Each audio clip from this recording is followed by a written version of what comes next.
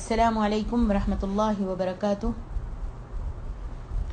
नहमदुहु व नुसल्ली अला रसूलिहिल करीम। रब्बि इश्रह ली सदरी वयस्सिर ली अमरी वहलुल उक़दतम मिन लिसानी यफ़क़हू क़ौली। Rabbi ज़िदना इल्मा rabbi ज़िदना इल्मा। तफ़सीर सूरतुल अंबिया आयत नंबर 16 से 29 तक बयान करने की कोशिश करती हूँ। अऊज़ु बिल्लाहि मिनश शैतानिर रजीम। वमा खलक़नस समाअ वल अर्ज़ वमा बैनहुमा लाइबीन। लौ अरदना अन नत्तख़िज़ लहवन लत्तख़ज़नाहु मिन लदुन्ना इन कुन्ना फ़ाइलीन। बल नक़ज़िफ़ु बिलहक़्क़ि अलल बातिल फ़यदमग़ुहु फ़इज़ा हुवा ज़ाहिक़ुन वलकुमुल वैलु मिम्मा तसिफ़ून। हमने आसमान और ज़मीन और उनके दरमियान की चीज़ों को कुछ हंसी खेल करने के लिए नहीं बनाया, मजाक करने के लिए नहीं बनाया। अगर हम यूं ही खेल तमाशे का ही इरादा करते तो हम इसे अपने पास से ही बना लेते, लेकिन हम करने वाले ही नहीं हैं, ऐसा करने वाले ही नहीं हैं। बल्कि हम सच को झूठ पर जाहिर कर देते हैं और सच जो है वो झूठ का सर तोड़ देता है, बातिल कर देता है और वो इसी वक्त नाबूद हो जाता है। तुम जो बातें बनाते हो वो तुम्हारे लिए बाइसे खराबी हैं। आसमानों और ज़मीन में जो है उसी अल्लाह का है। वलहु मन फिस समावाति वल अर्दि वमन इंदहु ला यस्तकबिरून अन इबादतिही वला यस्तहसिरून। आसमानों और ज़मीन में जो है इसी अल्लाह का है। जो इसके पास हैं वो इसकी इबादत से न सरकशी करते हैं और न थकते हैं। युसब्बिहून अल-लैल वन-नहार ला यफ्तुरून। दिन रात तस्बीह बयान करते रहते हैं और ज़रा सी भी काहिली नहीं करते। आसमान और ज़मीन को अल्लाह ताला ने अदल से पैदा किया है ताकि बुरों को सज़ा और नेकों को जज़ा दे। इसने इन्हें बेकार और खेल तमाशे के तौर पर पैदा नहीं किया। और दूसरी आयत में इस मजमून के साथ ही ये बयान है कि ये गुमान तो कुफ्फार का है जिनके लिए जहन्नम की आग तैयार है।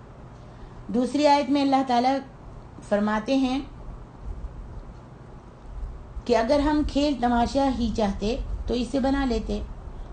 एक इसके माने ये हैं कि अगर हम औरत करना चाहते, लहू के माने अहले यमन के नज़दीक बीवी के भी आते हैं, यानी अगर हम बीवी बनाना चाहते तो हूरे ऐन में से जो हमारे पास है किसी को बना लेते। एक माना ये भी है कि अगर हम औलाद चाहते, लेकिन ये दोनों माने आपस में लाजिम मलजूम है। बीवी के साथ ही औलाद होती है, जैसा कि फरमान है लौ अरादल्लाह अन यत्तखिज़ वलदा। अगर अल्लाह को यही मंजूर होता कि उसकी औलाद हो तो अपनी मखलूक में से किसी आला दर्जे की मखलूक को ये मनसब अता फरमाता, लेकिन वो इस बात से पाक और बहुत दूर है। इसकी तौहीद और गलबे के ख़िलाफ़ है कि उसकी औलाद हो। बस वो मुतलक औलाद से पाक है। न ईसा उसका बेटा है, न उज़ैर उसके बेटे हैं, न फरिश्ते उसकी लड़कियां हैं।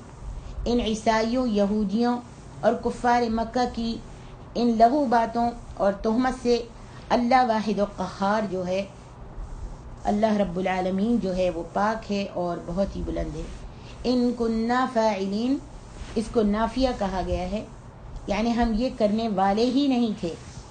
बल्कि मुजाहिद रहमतुल्लाह अलैह का कौल है कि कुरान मजीद में हर जगह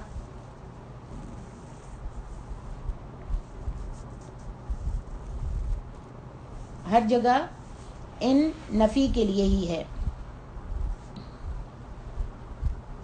आगे इरशाद फरमाया हम हक़ को वाज़े करते हैं, इसे खोल कर बयान करते हैं, जिससे बातिल जो है वो दब जाता है, टूट कर चूरा हो जाता है और फ़ौरन हट जाता है।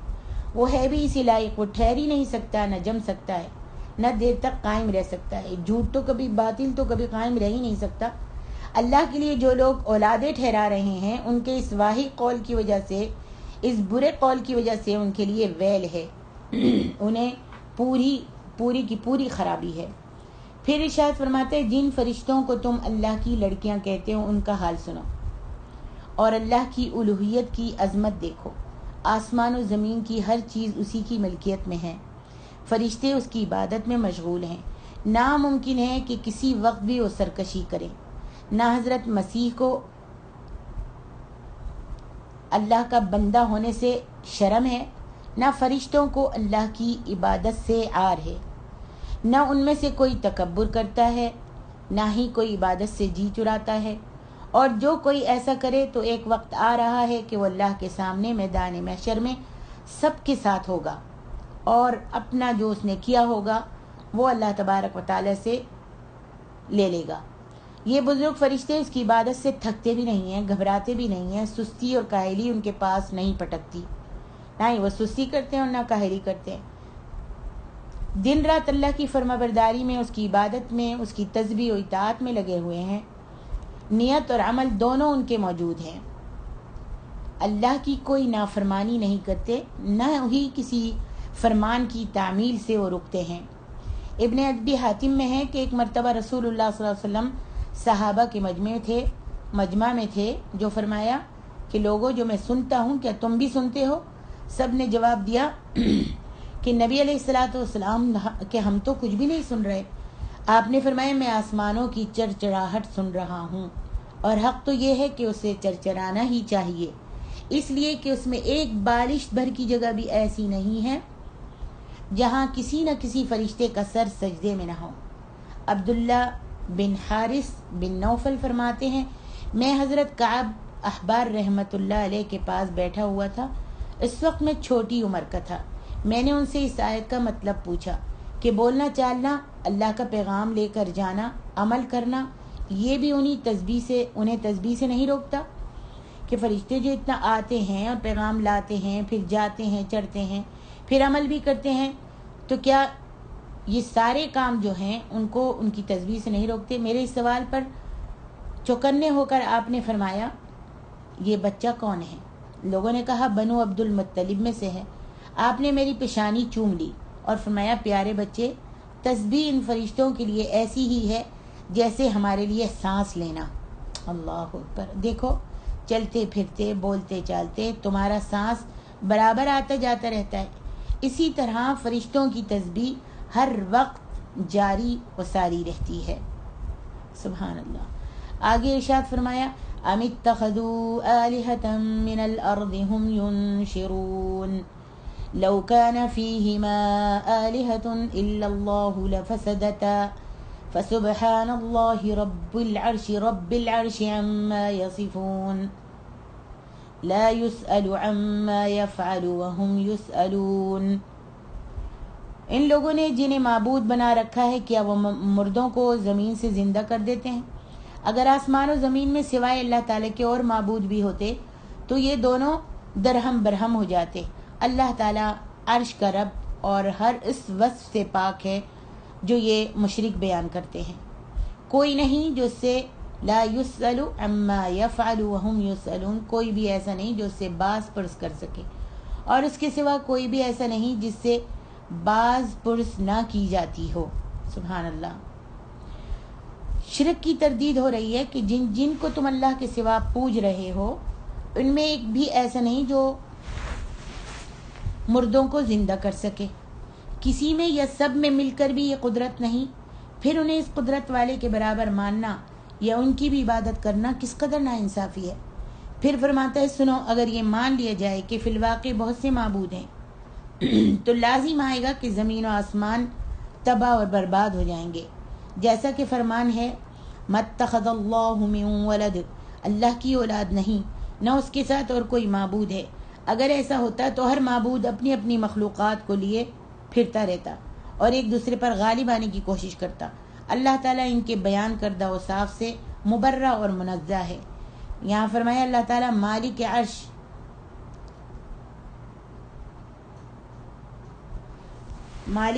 ہے اور ان کے کہے ہوئے اوصاف سے، بیکار اوصاف سے، یعنی لڑکے اور لڑکیوں سے پاک ہے. اسی طرح شریک اور ساجی سے مثل اور ساتھی سے بھی بلند و بالا ہے. نہ اس کا کوئی شریک ہے نہ کوئی ساجی ہے، یا اس کا نہ شریک ہے نہ ساجی ہے، بلکہ اس کے مثل بھی کوئی نہیں ہے اور اس کا کوئی ساتھی بھی نہیں ہے۔ وہ ہر ساتھی سے اور ہر مثال سے بلند و بالا ہے۔ ان کی یہ سب تہمتیں ہیں جن سے اللہ کی ذات برتر ہے۔ اس کی شان تو یہ ہے کہ وہ علی الاطلاق شہنشاہ حقیقی ہے، اس پر کوئی حاکم نہیں، سب اس کے غلبے اور قہر تلے ہیں۔ نہ تو اس کے حکم کا کوئی تعاقب کر سکتا ہے، نہ اس کے فرمان کو کوئی ٹال سکتا ہے۔ اس کی کبریائی اور عظمت و جلال اور حکومت علم اور حکمت، لطف اور رحمت بے پایا ہیں، کسی کو اس کے آگے دم مارنے کی مجال نہیں ہے۔ سب پست اور عاجز ہیں، لاچار ہیں، بے بس ہیں، کوئی نہیں جو چوں بھی کر سکے، کوئی نہیں جو اس کے سامنے بول بھی سکے، کوئی نہیں جسے چوں چرا کا اختیار ہو، جو اس سے پوچھ سکے کہ یہ کام تو نے کیوں کیا ہے اور ایسا کیوں کیا ہے، ایسا کر دیتا ویسا کر دیتا۔ کسی کی مجال نہیں کہ اس سے کوئی پوچھ سکے۔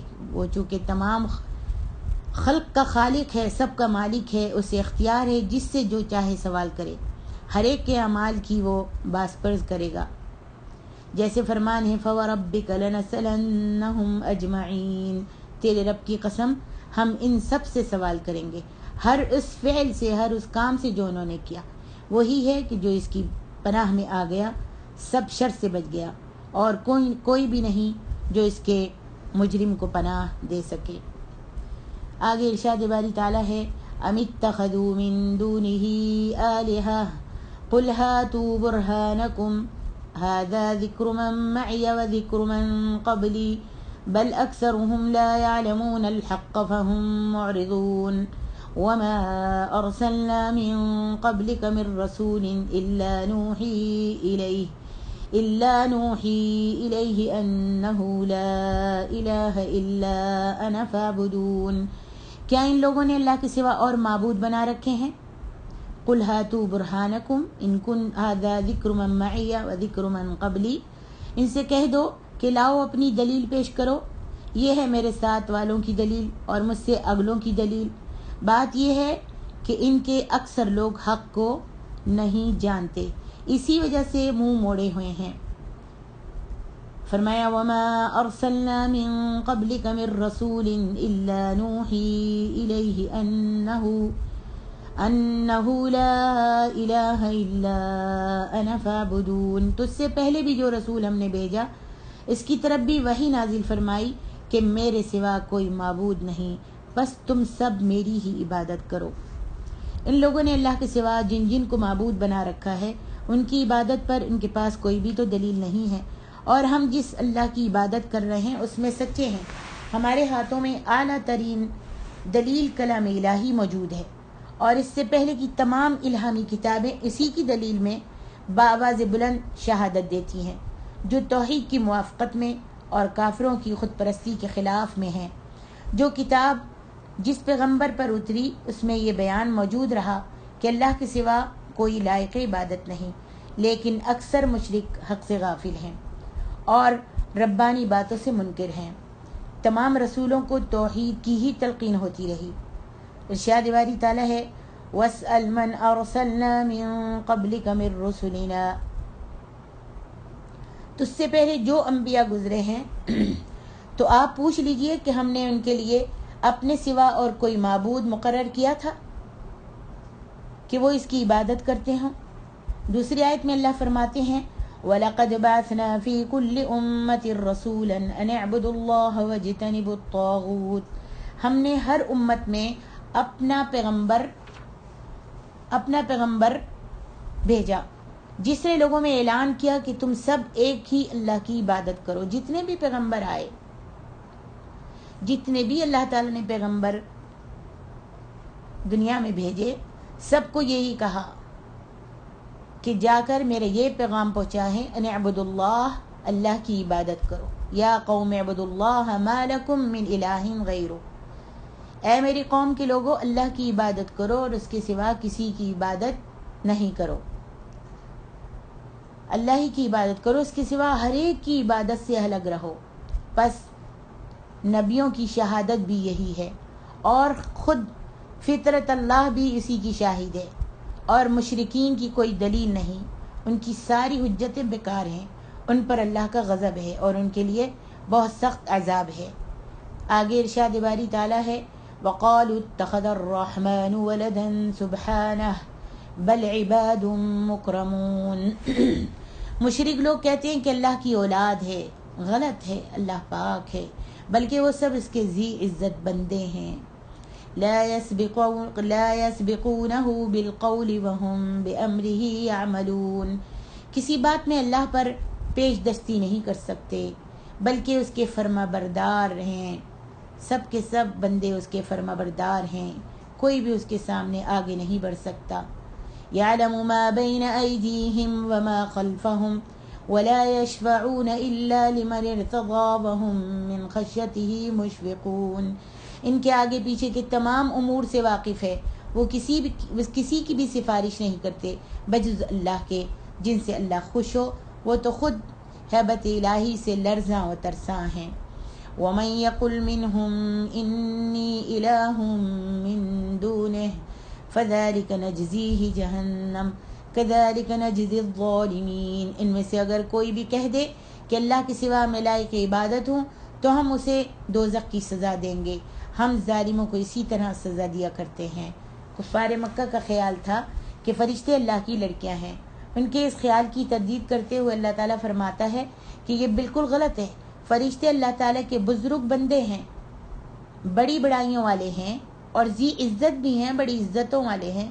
قولاً اور فعلاً ہر وقت اطاعت الہی میں مشغول رہتے ہیں، نہ تو کسی امر میں اس سے آگے بڑھتے ہیں اور نہ کسی بات میں اس کے فرمان کے خلاف کرتے ہیں، بلکہ جو بھی اللہ تعالیٰ ان کو فرما دے، جو بھی حکم کر دے، وہ فوراً کے فوراً دوڑ کر اس کی بجاوری کرتے ہیں، اس کے حکم کو بجا لاتے ہیں۔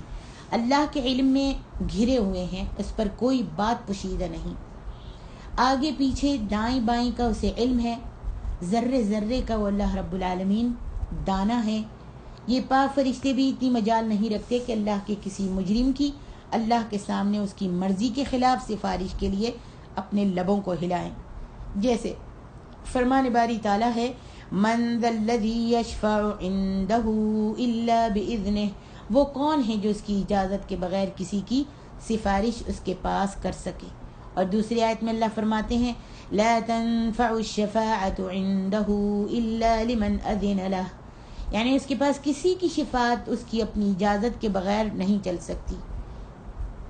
اسی مضمون کی اور بھی بہت ساری آیتیں قرآن مجید میں موجود ہیں۔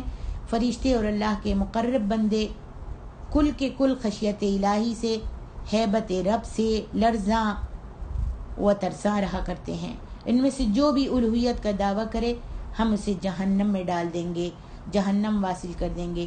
ظالموں سے ہم ضرور انتقام لیا کرتے ہیں، یہ بات بطور شرط ہے، اور شرط کے لیے ضروری نہیں کہ اس کا وقوع بھی ہو، یعنی یہ ضروری نہیں کہ خاص بندگان الہی میں سے کوئی ایسا ناپاک دعویٰ کرے اور ایسی سخت سزا بھگتے۔